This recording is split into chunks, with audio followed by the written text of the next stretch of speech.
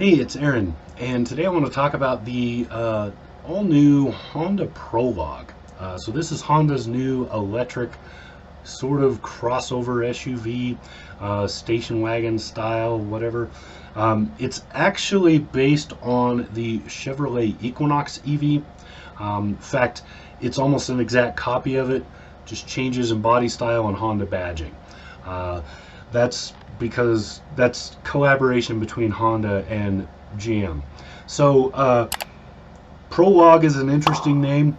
It means the after story, which I find kind of interesting. They would use that as a name here, but okay. uh, it is.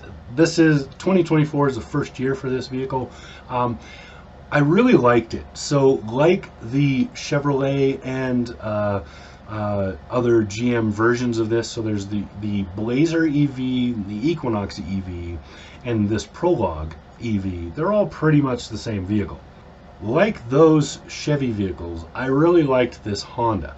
Now, it's not a Honda, so anybody who is a fan of Honda that gets in this is not going to find any Honda in it. All of the interior stuff is pretty much Chevrolet.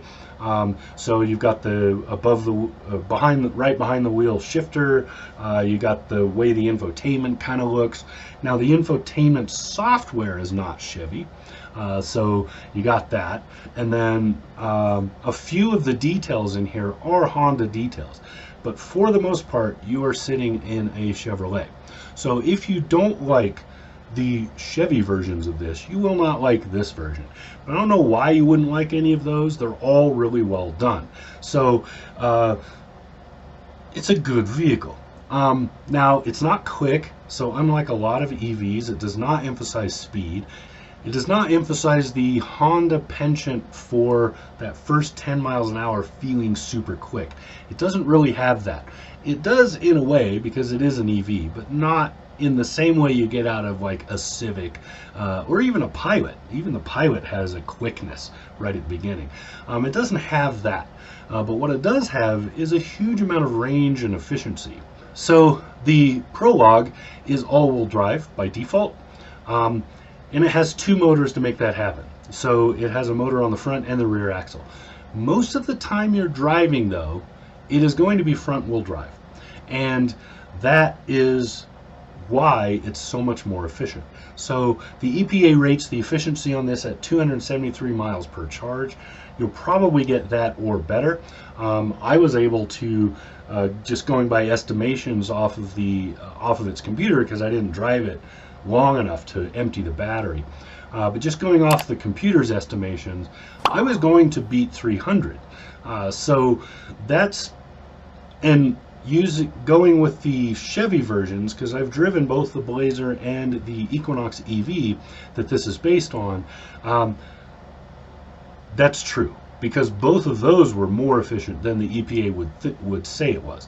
A lot of that is just because of the way the drivetrain works. It doesn't use as much power with those two motors as you would think, because most of the time one of those motors is not doing anything. And with two motors, it's actually more efficient at regeneration. So it regenerates a little bit more than it would with just one. So it's pretty good setup and a smart design by General Motors there. So overall, I like the Honda Prologue. It's a very good vehicle. Now the question I have is why I would buy this instead of one of the others. Styling wise, it looks very similar to the Equinox.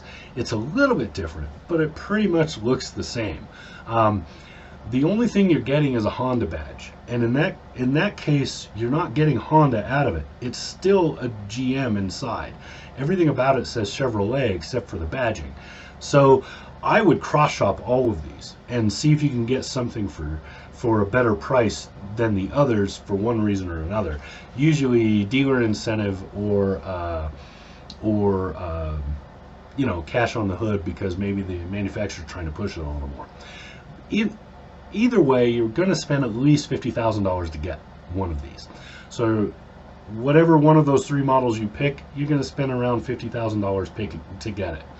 So just kind of cross shop all of them, because I think that you'll be able to get one or the other cheaper. Now the Blazer EV is a little more stylish than these other two.